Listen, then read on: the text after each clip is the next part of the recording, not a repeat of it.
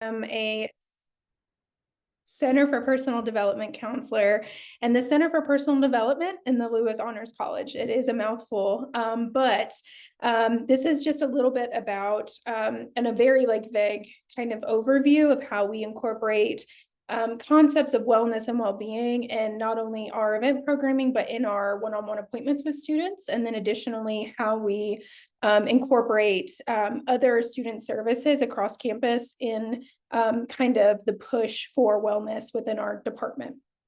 So let's see here. So this is our mission.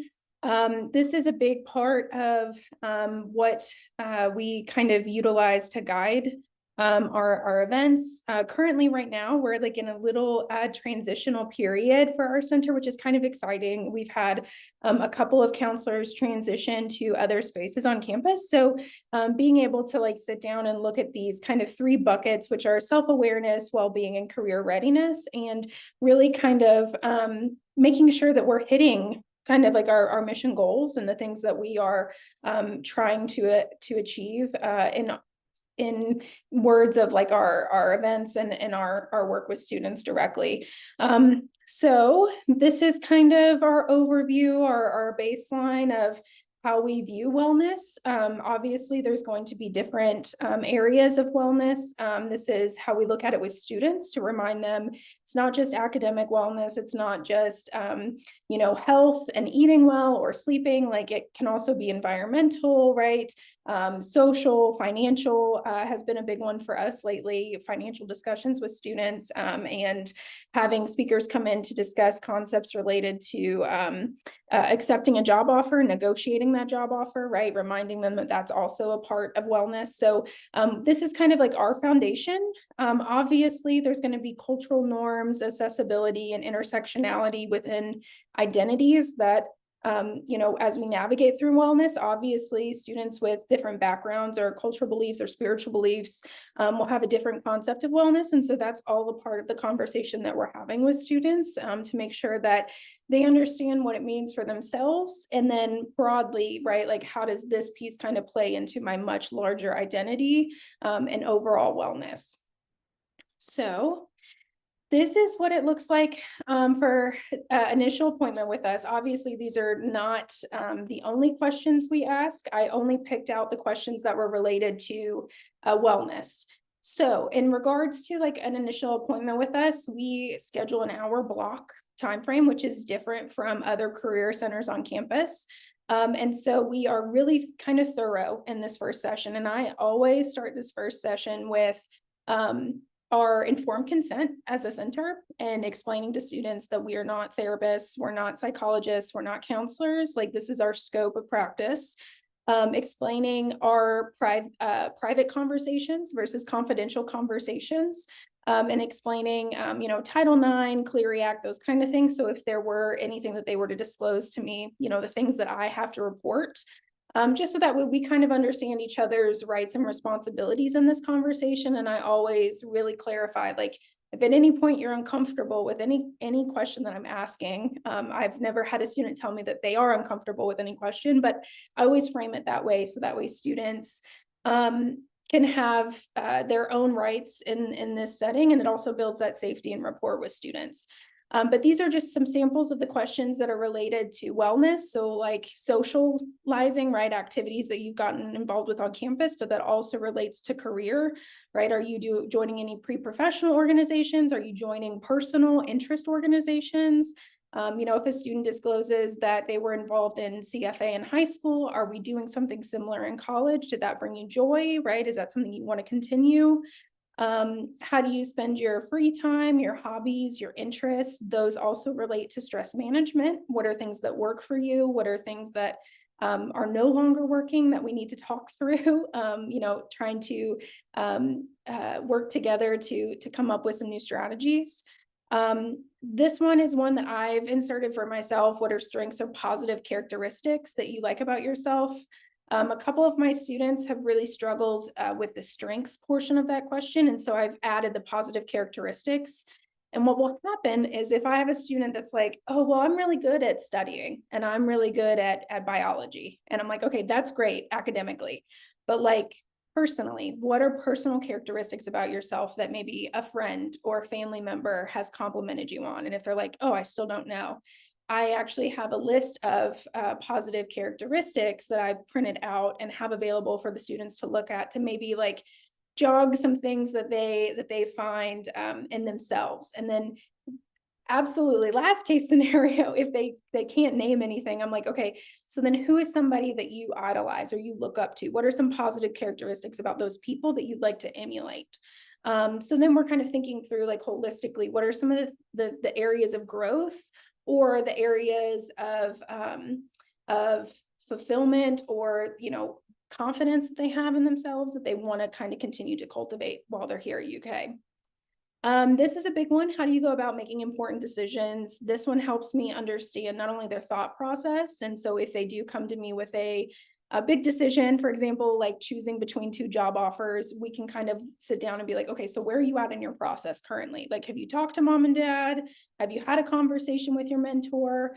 But this also helps me understand what aspects are important to them. So some students are like, I only go with my gut. I don't talk to anybody else. Some students are like, I make a pros cons list. Some students, like I said earlier, are spiritual. They may pray about it. They may seek out social support within their spiritual community, whatever that looks like for them. So that's something also important. And then obviously kind of going down familial support. How do you manage stress? Those are just some basic ones. And then additionally, on a scale of 1 to 10, what is your current stress level? This kind of gives me a good baseline. If my student comes in and they're letting me know, I have 4 exams this week, I'm at a 6. Okay, that kind of gives me an idea that we're probably elevated. And so then I can kind of dissect a little bit deeper, and I'm like, where do you normally sit at though? Like, if we're not having 4 exams this week, where do we normally sit at stress wise? And that's just helpful, because if I see a student come in and I've known them or built rapport with them, and I see them elevated in some way, like, you know, they're fidgeting, right? They're kind of running through their senses really quickly. They are, you know, talking about stressful conversations with peers or family and friends, then we can kind of gauge, like, okay, does this need to be a conversation that we now shift from my office to, say, the counseling center, or a case manager over at Trax that can maybe sift through this anxiety a little bit more than what I can do at this point. This one is history of any physical or mental health issues. This one has been really helpful for me. I've had several students disclose that they've had like seizure disorders. And so, like, what do I do in a conversation if we're having a meeting and they're having a seizure? What do I need to do? That has been really helpful. Or, right, if they have mental health issues that they feel comfortable disclosing, obviously they can say no and not disclose. It's totally fine. But some students do let me know, like, oh, I've been diagnosed with anxiety and I take medication for it. Okay, great. Are you, if I know they're an out-of-state student, like, do you have a plan to get that medication refilled during break? Do you have enough medication for the semester? Do we need to find a provider on campus to help you continue that medication? This is just helpful for us to kind of navigate resources that might be beneficial for their mental and physical health. And then the big one, right? What barriers might you encounter during your time at UK? Some students, this can lead to like conversations about financial wellness. It can lead to conversations about transportation, internship versus job, right? Like, if we just need a general job on campus to get some funds versus an internship that's related to our career.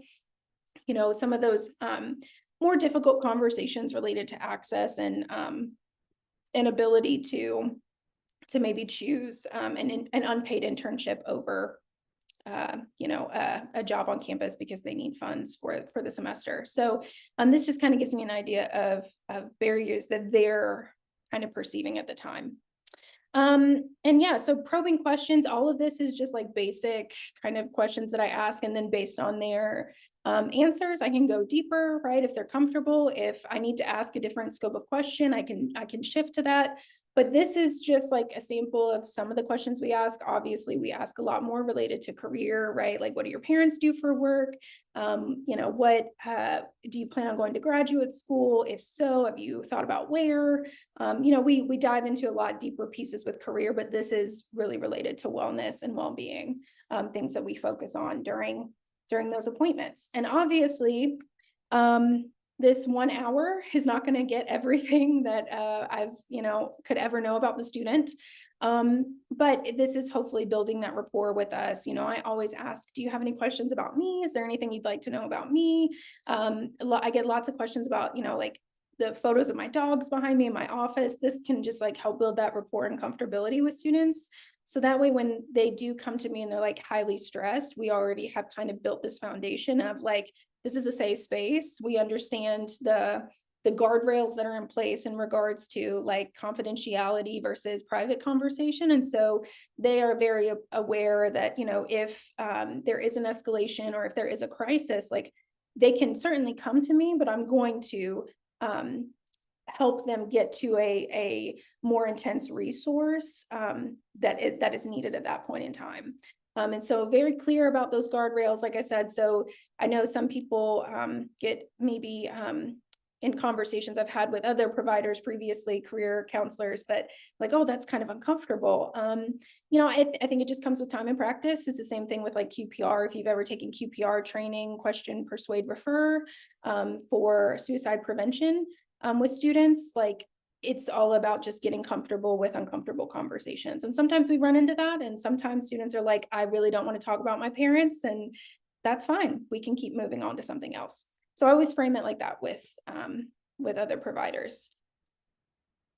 Now, these are our buckets related to events and how we kind of think about our wellness events. So we have CORU/MEIA, they're going through like a name change, Honor the Balance events, which are like our signature semester events that are related to wellness and well-being. We have a relaxation room, and then documents and assistive materials called the Bridge and Blueprint that help our students navigate these and think about these in a larger kind of scale. So I'll kind of walk through them. So CORU, or Mindfulness Institute for Emerging Adults, is a program that's specifically tailored for higher education institutions. And so we have currently one staff member that is fully certified to be a CORU instructor. And so usually we have two on staff for the semester. And what will happen is the instructor will go through the training required to do that, and then they will provide 4 to 5 sessions a semester. So it's an hour and 15 minutes for 5 weeks. So say like every Monday from 4 to 5:15 during the fall semester, and students come in, and every week they kind of build on mindfulness practices, right? So the first session is going to be like, what do you know about mindfulness? Let's practice belly breathing, and let's utilize the app, right? There's an app that goes along with CORU that students have access to if they enroll into the program. And so they have access to all different types of mindfulness experiences like Gatha, belly breathing, guided meditation, all of these things, in addition to gratitude, right? Gratitude exercises in this app.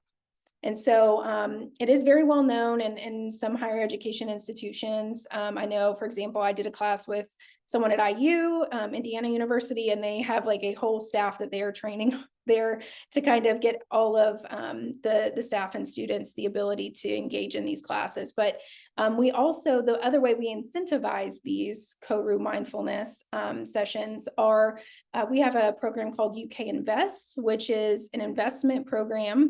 So for every event that a student attends, they get money that goes into an investment account, and they can grow that money during that time at UK. And so I've had some students that have been to like 10 events, and they now have like $150 in this investment account that they are able to access after graduation. So that's kind of one way that we encourage mindfulness. We also have other CORU instructors across campus. We just have a section within honors that's like CORU for high achieving students. And so we encourage students to engage in that. We have our Honor the Balance events. And these are events that we designate and plan for at the beginning of the semester, in addition to our career events. So like resume writing, right? Personal statements. We have those events as well. But our Honor the Balance events are supposed to be carving out time specifically for well-being. So some examples would be yoga, self-defense. We have a honors alum that has a self-defense class here in Lexington. So we bring them in and make that connection. But we do self-defense, chair massages, rock painting. We've done planting succulents, vision boards, letters of gratitude, mindful tea, alcohol bar with our power unit on campus, which is like alcohol education. And they did like mocktails for us, emotional intelligence, imposter syndrome, time management, unconscious bias, silent disco, Canvas and kombucha, financial planning, self-care, and wellness fair, body image, understanding disability, perfectionism, etc. So those kind of events, we have 4 to 5 every semester that we focus on. And so we'll pick those and in addition to CORU, right, run that for the semester. And we always have a large turnout with Honor the Balance events. Like we just know that there will be a large group of students that come to these. I've found personally in the last 2 semesters that students are really, really engaging with the hands-on activities that almost feel like very like elementary in the sense of like, oh, I'm gonna paint my pot for my succulent and plant my succulent. They're like loving it and they're digging it. And, you know, we'll have like soft music in the background, but they are able to commune with each other and build community in that way. But they really, really, really love these events. And so we are very intentional about what we kind of choose for the semester. Let's see. And then our relaxation room, I don't have a photo of it, but so our students can request access as honor students to a building in Donovan Hall, and it's a room that we've converted into a relaxation room. I think it used to be like a storage office room. And so we have couches in there, low level lighting, sand trays, stone stacking activities, coloring books, you know, pencils, markers. We have relaxation, like mindfulness printouts that they can follow along. They can make tea in there. Like our students also use it as a study space. But that is something that has come out within the last year that we have been intentional about. We have other spaces across campus. But this one is exclusively for honor students. They have like a card swipe access to get into the room. And we kind of monitor that just to see like, is it getting used? When is it getting used? And then there is a period where the doors are locked. So students aren't like living in there or, you know, having personal time in there with a significant other. That it was a big conversation among some of our colleagues across campus. So we've been intentional about that too.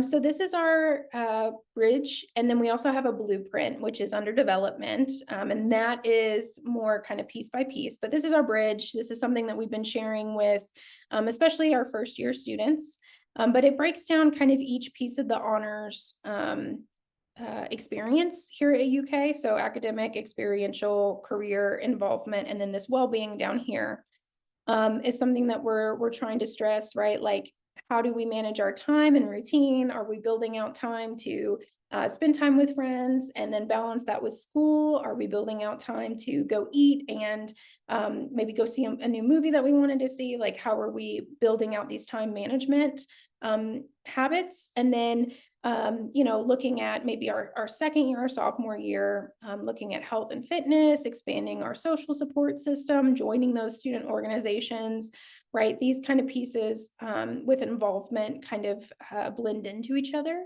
So I bring this out in addition to our conversation during my first appointment, especially with a first year student. And I'm like, I know this can seem really overwhelming. This is a lot of writing on one piece of paper, but we're going to just like focus on this first column, right? And really kind of dig in and talk through like, what is it that you're interested in? What are things that we can join or do to see if we are interested in research versus education abroad, or do we want to do both? How could we fit both in together? And so this has been a way for us to have those conversations, but we've kind of seen more of the financial literacy and the life skills, like, you know, I obviously email communication, you know, if they're working with our mentor in our mentorship program in honors, right? Like we've had to have conversations about how to send an email, how to send a text message that's appropriate. So just making sure that maybe the students that aren't involved in those intentional programmings are getting those additional life skills before they graduate.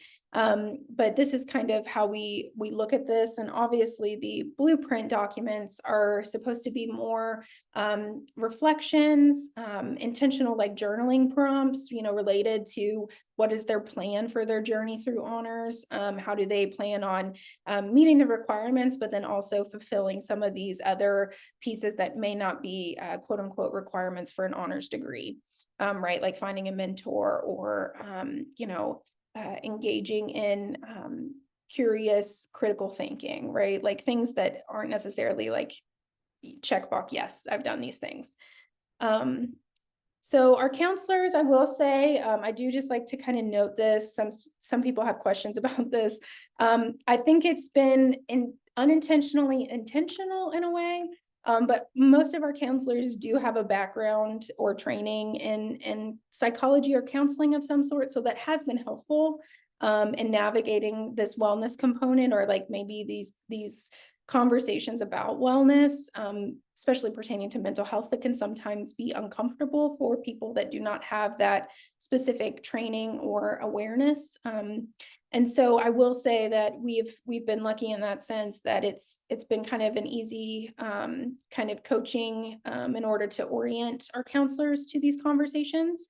But we have other counselors that aren't, and you know, have been able to work a little bit deeper, you know, getting guidance maybe from a counselor that has that background, or, you know, hey, they were talking a little bit about how they felt uncomfortable during the unconscious bias training or discussion, you know, like how should I navigate this conversation, right? So we all really kind of work together to have, I guess for back of a letter word, like we used to do this when I was a counselor, but it was just like case management. Like we would just kind of sit and talk through like, hey, I'm having a student with this issue, or they're running into this conversation about education abroad. Like, what do you recommend? And so we have that conversation during our meetings weekly as well, that kind of help, you know, like, what do you think about this? I have a student with anxiety and they're seeing a therapist, but they need additional kind of support in this way. And I directed them here. What do you think? And so we kind of can talk and play with those conversations amongst each other in our meetings as well. But yeah, so we are just really assessing for anxiety and stress management skills, especially during that first appointment. And then also maybe looking at patterns of self-talk, having difficult conversations, especially recently related to I don't think I want to do medical school. How do I tell my parents? That has been a big one, but having difficult conversations related to career, related to identity, related to, you know, development as an individual. And hey, I may not necessarily agree with everything that I've been taught to believe as a child. How do I have a conversation about that now? And then, like I said, examining their decision-making, where they're at in that process, et cetera. That changes over time. And then our resources, obviously, Counseling Center, TRACS, which is our triage, referral, access, crisis services. So they are the case managers. If a student is in crisis, that's who they're connected with. We have like a new pipeline on campus because we have too many students for not enough counselors. So they have been kind of like our case management in the meantime before students can get into the Counseling Center.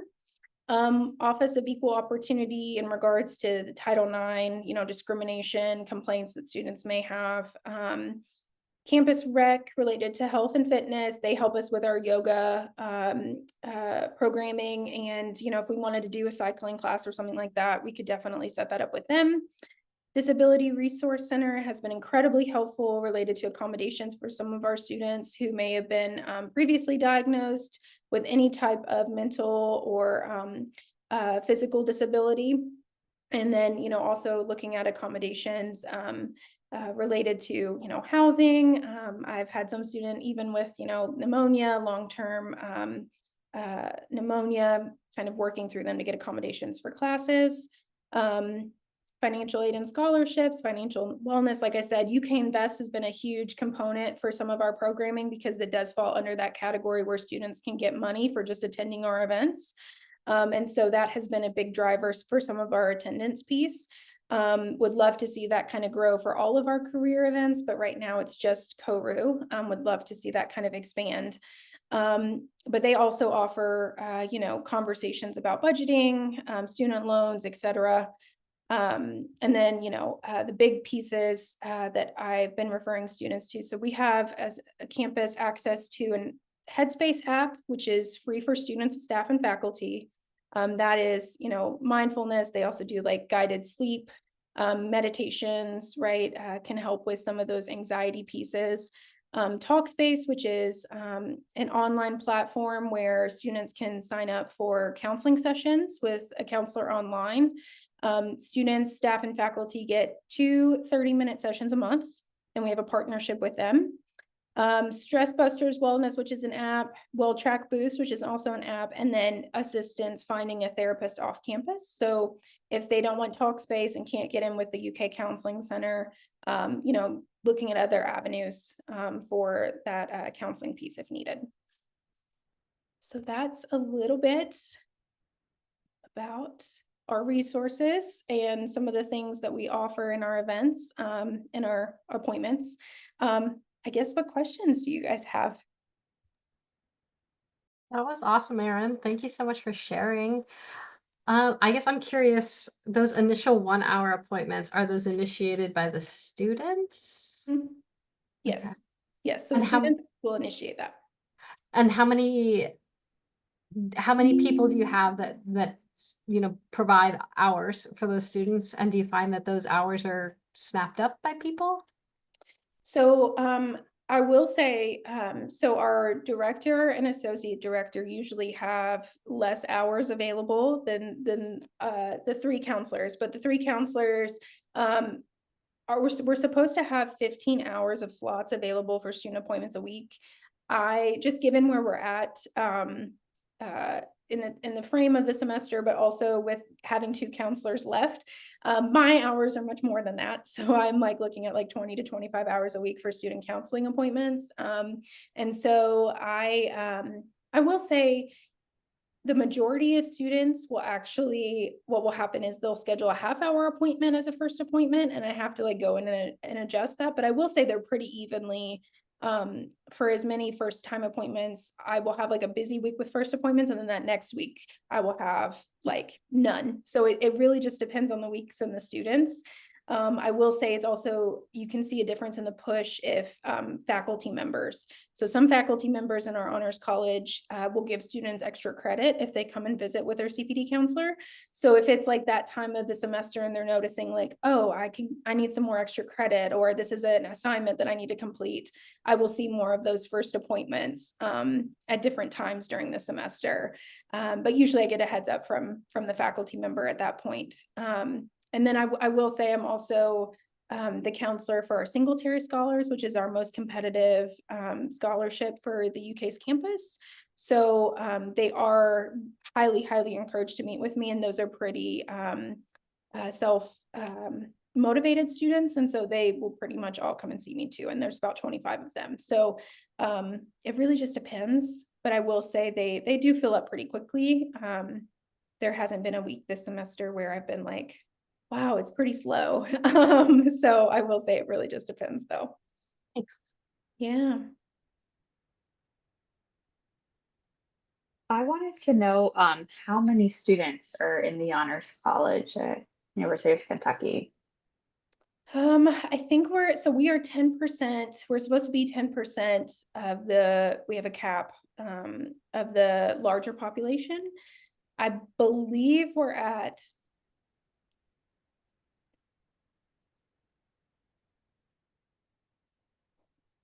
it's got to be like close to 3,000 students. If I'm doing the math right, we've got to be kind of in that ballpark. And you said there's currently 4 of you in the center. Yes. Tamika is Okay. on maternity leave. Ramla and Rebecca have just received other positions at somewhere else on the campus. So currently it's just Sally and I that are in the office. Oh my goodness. Oh Yeah. my goodness. That's a lot of students. It is. In addition to those appointments that you offer, you did go over the different events that belong to those different categories. What is the average number of events you host each semester? Oh gosh. Total events. I feel like we are always like, oh, let's do less. Like we can maximize this, like let's do less. And then we always end up with the same amount. I will say for like each of our buckets or our areas, so Honor the Balance is usually 4 to 5 plus CORU, which is 4 to 5 weeks, depending on how you stretch out the information with that. So there's 8 to 10 for wellness and well-being. And then the career events, we usually, I want to say like maybe 5 to 8 events for career focus. Like in our we also do like pre-health programming as well. So like MCAT study tips, right? Pre-health observation panels, those kind of things. So those would be different buckets of different people, but in total, like I would say like 25 to 30 events for the semester. Wow. Maybe, yeah. I'm like thinking, I'm like, that's at least gotta be like once or twice a week you have a program going on top Yeah. of appointments. Yes. Wow. Wow.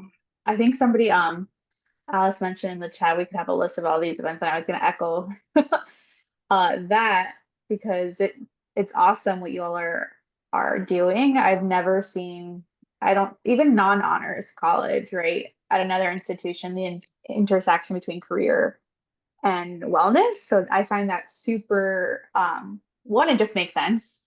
And I love the all the dimensions of wellness that you all value. It reminds me of something similar that Christy and I did last fall. So I think this is a really unique center with a lot to offer. And with that said, do you have any assessment or like data on how it has impacted students? I wish that there was more I guess deeper assessment, right? Of like we have a survey that we send out after every event that's like, would you recommend this to a friend? Do you feel like you've gained something? Like what feedback would you offer us, right? But I do wish that there were deeper kind of talks or conversations with students about like, what tools do you feel like you have gained from this programming or even meeting with us? I will say a lot of our repeat students eventually end up holding like positions and honors leadership positions, right? Like our honors ambassadors or our Lewis liaisons, peer mentors. And so there is like a significant group of students that we really get to know really, really well. And so I'm always curious, like, do they feel like they've benefited from this, or do they feel like this is just like another checkbox for them? Like, how helpful has this been? And I would always kind of love to know that a little bit more, I guess, qualitatively, right? Like, rather than, was this helpful 1 to 10? But there hasn't really been anything like that, unfortunately. But I do say we also, another bucket of ours is Rising Leaders, which is like programming for our juniors and seniors. They meet once a month, and the wellness piece is woven into their programming, right? So like this last week, we did financial literacy for their seniors. And so, talking about graduate school loans, we have a couple going to dental school, medical school, right? Like, what does that look like? We had a credit bureau come in and talk to them about, how to build credit, credit cards, budgeting, those kind of pieces that may have been missed at some point. So we try to weave it in even with our other leadership and other programming that we do outside of like our center specifically. Thank you so much. Yeah. Can you actually share? I'm sorry, everybody, that I came in like 15 minutes late. Did you already talk a little bit more about the Rising Leaders? I'm very curious. Oh, okay. Do you mind Yeah. sharing just a little bit more? Yeah, so That's rising leaders are encouraged to apply their sophomore year.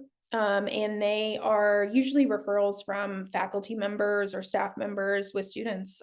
Some students just apply and we may never have met with them before. And they apply, they're scored. I know the rubric has kind of changed over the last few semesters. Initially, when we first started the program, we were like, we want students that are really involved on campus. And as we've seen, they're over involved when they join Rising Leaders. So we're really trying to think of this in more of like an equity lens of like what students can we get that like may not have been super involved with honors or the campus, and how can we like help them grow those leadership skills. So that has been a trend that we've been seeing with that rubric and kind of that piece of like grading their application in order to get them into the program. But we select about 20 students and they will go through the program, like I said, their junior and senior year. It gets a little funky with students that are like graduating early or, you know, are doing like education abroad. Like they're encouraged to apply, but it does kind of throw off like the programming for them specifically if they like don't get to see all of it or if they're gone for a semester. We do have students that do the program and do study abroad and they're fine and they still get other programming. It's just not all of it. But each semester has a different theme. So I think like the first one is like defining leadership. So like that first meeting with them, it would be like looking at their Indigo assessment with them, talking about their leadership skills, what they like feel like they already have versus what they'd like to have. We have a speaker come in who is, she's like a coach outside of UK. She comes in and talks to them about a coactive leadership model. Where do you see yourself on this active leadership model, and kind of situates leadership for the rest of the semesters. And then each meeting after that would have like a different speaker or theme. We've done like emotional intelligence, like I said, financial literacy. We've done like goal setting individually, goal setting as a team, and like strategic planning. And so those kind of pieces are kind of built in for each month. It's a different speaker or event for 2 hours. And then trying to think if there's any other components to that, but that's pretty much it. And it's kind of built out by one of our counselors and she does the programming. And then I am currently with one group. So I'm in the beta cohort. So I do that with them as well. And is there some kind of like culmination event or like certificate or? Yeah. So they we do like a graduation party type thing. Last year they chose to go roller skating. This year I don't know what they're going to choose, like what activity they want to choose to do, but they kind of get a say in like what they want to see for that event. But they do get a certificate. They also get a pin to wear at graduation.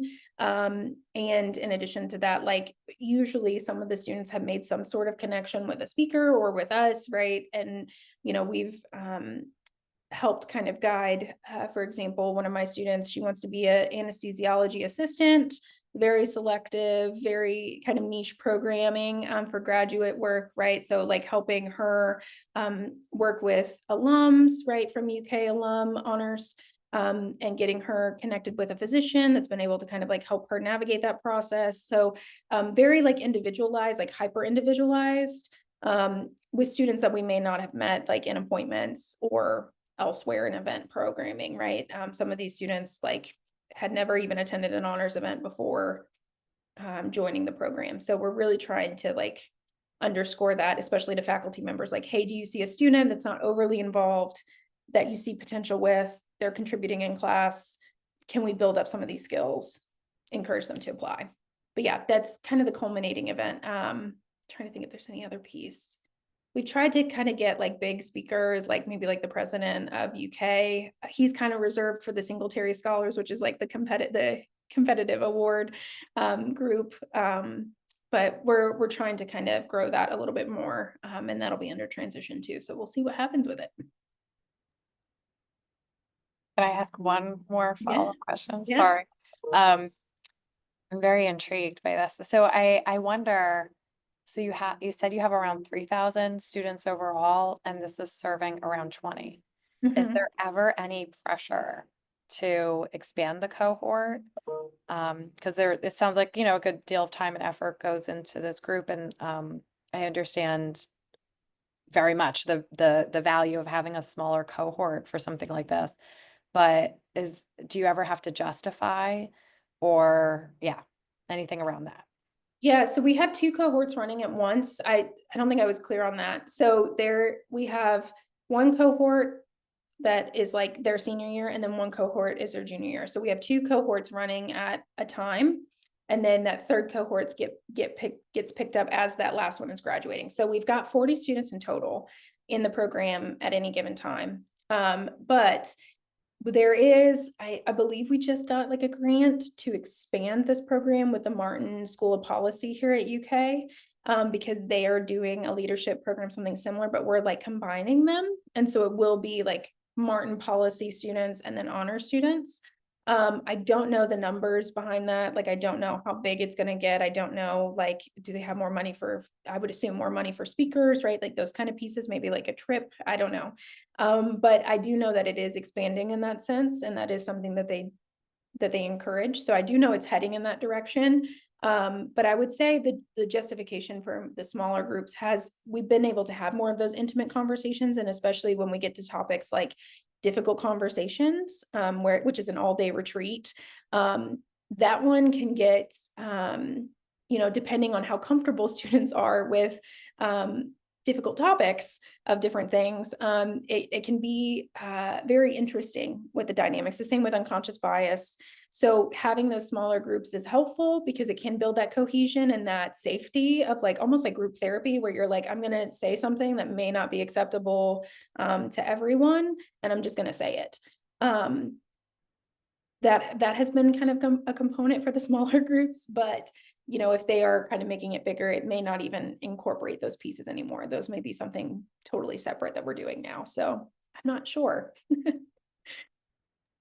Do you get any decay, like melt with students not coming?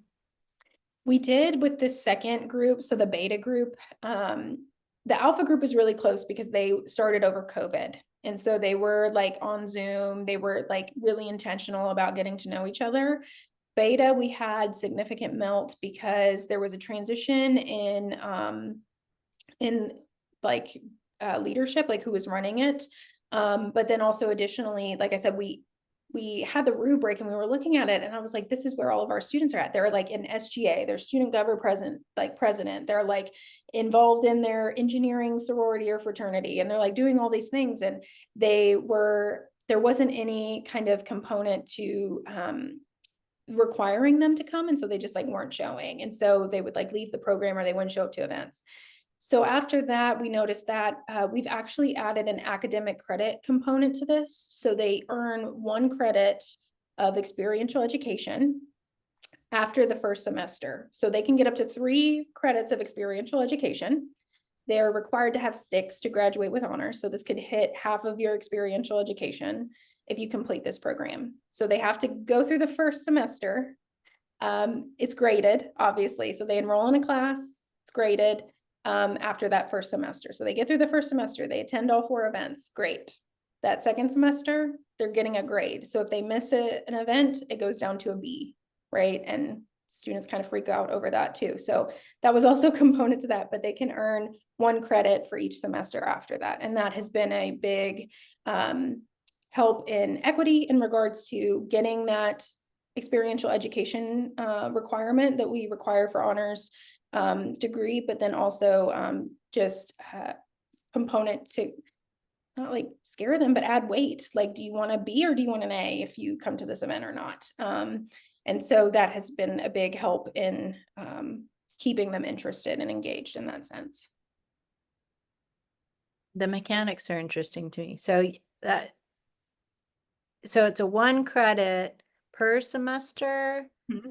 And they, like, from an equity perspective, I'm always being asked about this. Like, you charge tuition for that credit. Like, is there any discussion about that? Well, usually all of our students are at 12 or more credit hours already. So unless they're doing less than full time, it really should not impact their status and their financial aid in that sense. So for you at Kentucky, you don't charge by credit hour? It's as long as they're full-time with 12 credit hours, anything like beyond that is all kind of like the same. Okay. Super interesting. Mhm. I think the leadership thing is another category too. If anyone else is doing something that's cool like that, you've covered two things really, the wellness and leadership. They all kind of like blend together because Yeah. our director, like that's her background and her focus. And so like all the things that we do, like there's some component of wellness and like the underpinning of everything that we do, which is great. That's our mission. But it all like does connect. And so it's hard to kind of dissect each individual thing because they're all related. So I apologize if I like kind of went over too much or was too broad with things, but it's kind of hard to sift through. No, it's great. I'm going to stop the recording.